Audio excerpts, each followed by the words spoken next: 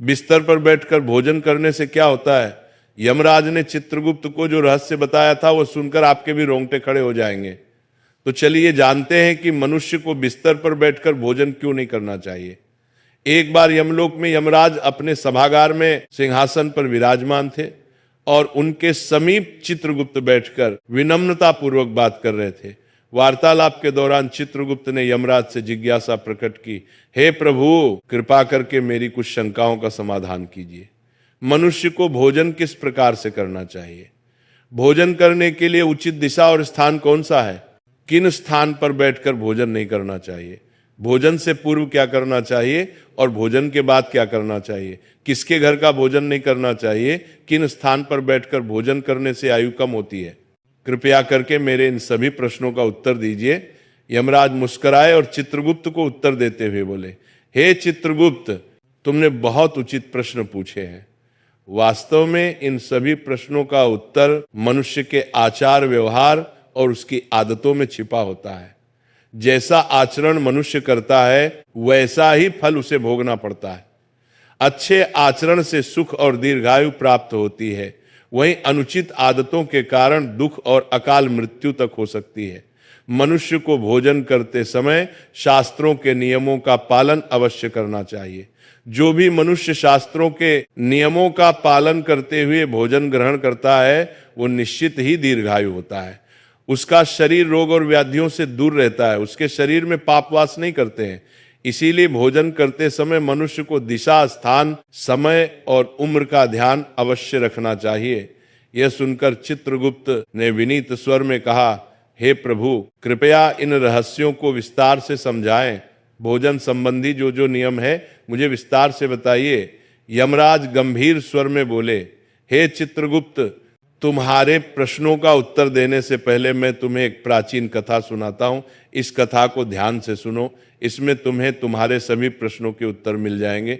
ये कथा अत्यंत शिक्षाप्रद है। जो भी इस कथा का श्रद्धा पूर्वक श्रवण करेगा और उसका प्रचार करेगा उसके 32 प्रकार के पाप मैं क्षमा कर दूंगा। यह सुनकर चित्रगुप्त हर्षित हो गए और बोले, हे धर्मराज, आपके मुख से इस महान कथा को सुनना मेरा सौभाग्य है। मैं ध्यान पूर्वक इसे अवश्य सुनूंगा। फिर यमराज चित्रगुप्त को प्राचीन कथा सुनाने लगते हैं। वो कथा मैं आपको सुनाऊंगी। प्रिय श्रोताओं, ये कथा बहुत ही ज्ञानवर्धक है।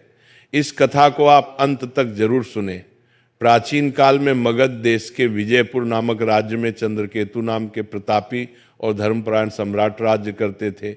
उस राज्य में प्रकृति की भरपूर संपदा थी और प्रजा अत्यंत सुखी एवं संतुष्ट थी। राजा चंद्रकेतु गुणवान, बुद्धिमान तथा दयालु हृदय के थे। वह सदैव प्रजा के हित में प्रयत्नशील रहते और यज्ञ, दान व जनकल्याण के अनेक कार्य करते रहते थे। प्रजाजन उन्हें पिता के समान आदर एवं प्रेम देती थी। राजा की पत्नी रानी शीलवती भी उतनी ही धर्मपरायण, सुंदर और सदाचारी थी। रानी शीलवती प्रतिदिन पूजा पाठ करती, जरूरतमंदों को अन्न वस्त्र दान करती और सच्चे हृदय से प्रजा के कल्याण की कामना करती थी। इस दिव्य दंपति के राज्य में सभी सुखी थे, किंतु एक दुख था जो राजा रानी के हृदय को सालता रहता था। वह दुख था संतान न होना। राजा चंद्रकेतु और रानी शीलवती की कोई संतान नहीं थी। वर्षों बीत गए, उन्होंने अनेक व्रत, पूजा और यज्ञ किए, देवी देवताओं से प्रार्थना की, ऋषि मुनियों की सेवा की, परंतु उन्हें पुत्र या पुत्री प्राप्त नहीं हुई। दोनों इस बात से अत्यंत दुखी रहते थे। राजा अपने महल में कई बार चिंतित होकर सोचते, मैंने ऐसा कौन सा पाप किया है जो मुझे पुत्र सुख से वंचित रहना पड़ रहा है। राज्य में सब कुछ है, प्रजा सुखी है, पर मेरे वंश को आगे ले जाने वाला कोई उत्तराधिकारी नहीं। क्या मेरे पुण्यों में कमी रह गई या पूर्व जन्म के किसी अपराध का फल मुझे मिल रहा है? राजा चंद्रकेतु दिन प्रतिदिन अधिक उदास रहने लगे। प्रजा को जब ये पता चला कि राजा अपनी संतानहीनता के कारण दुखी है तो राज्य के लोग भी चिंता करने लगे। सब ईश्वर से प्रार्थना करते कि राजा रानी को शीघ्र संतान सुख प्राप्त हो। एक दिन राजा ने निश्चय किया कि वे किसी महापुरुष की शरण लेकर अपनी समस्या का हाल पूछेंगे। उन्हें स्मरण आया कि महान तपस्वी ऋषि वशिष्ठ इस समय निकटवर्ती वन में आश्रम बनाकर तप कर रहे हैं। ऋषि वशिष्ठ त्रिकालदर्शी एवं दिव्य दृष्टि वाले महात्मा हैं। वे अवश्य ही इस रहस्य को जान सकते हैं। राजा ने निश्चय किया कि वे स्वयं आश्रम जाकर ऋषि वशिष्ठ से मार्गदर्शन मांगेंगे। अगले ही दिन प्रातः राजा चंद्रकेतु कुछ सहयोगियों सहित अपने रथ पर सवार होकर वन की ओर चल पड़े। शीघ्र ही राजा वशिष्ठ मुनि के शांत आश्रम पहुंचे, जो हरे भरे वृक्षों से घिरा था और जहां पक्षियों का मधुर कलरव गूंज रहा था। दूषी वशिष्ठ आश्रम के द्वार पर ही मानो उनकी प्रतीक्षा कर रहे थे। राजा को आते देख दूषी ने मुस्कुराकर स्वागत किया और बोले, राजन, हमारे आश्रम में तुम्हारा स्वागत है। आज इधर आने का क्या कारण है? सब कुशल तो है? कहीं राज्य कार्य से विरक्त होकर संन्यास लेने का विचार तो नहीं बना लिया? इतना कहकर ऋषि ने हल्की मुस्कान की, फिर गंभीर हो गए।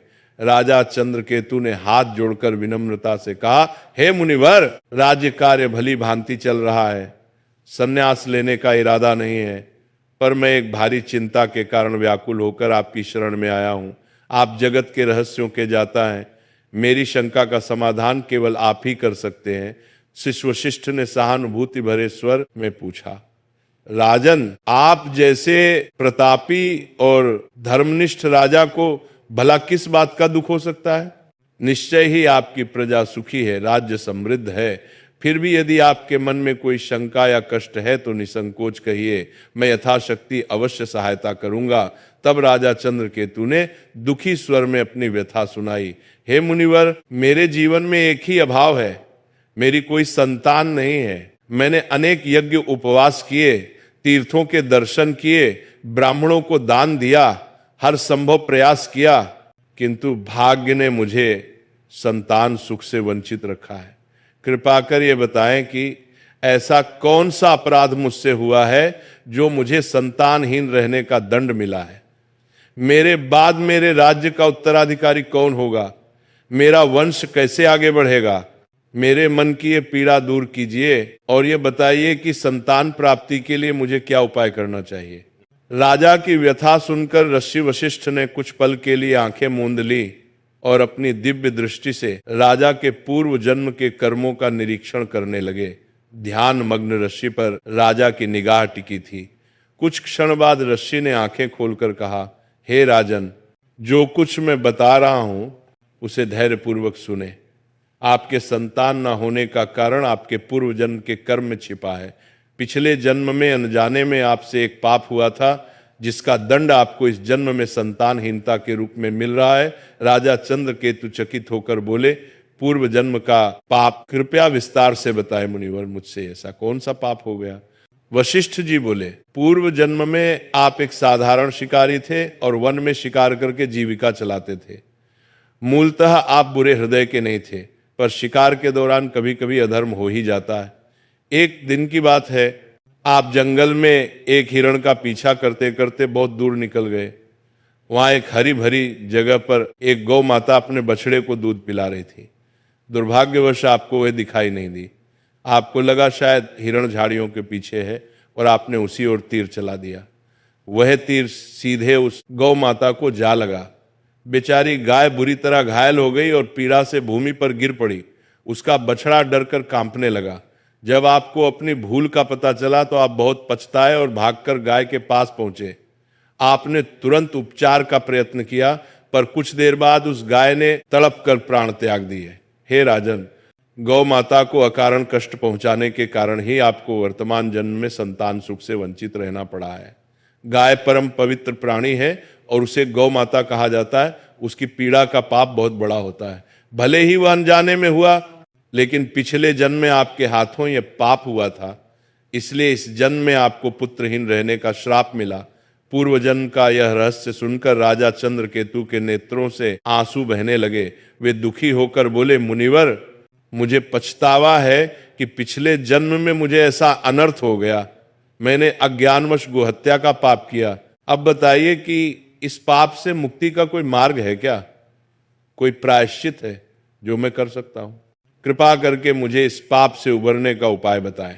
ऋषि वशिष्ठ ने कोमल स्वर में कहा, हे राजन, हर पाप से प्रायश्चित द्वारा मुक्ति संभव है। यदि मनुष्य हृदय से प्रायश्चित करना चाहे, आपके मामले में भी उपाय है।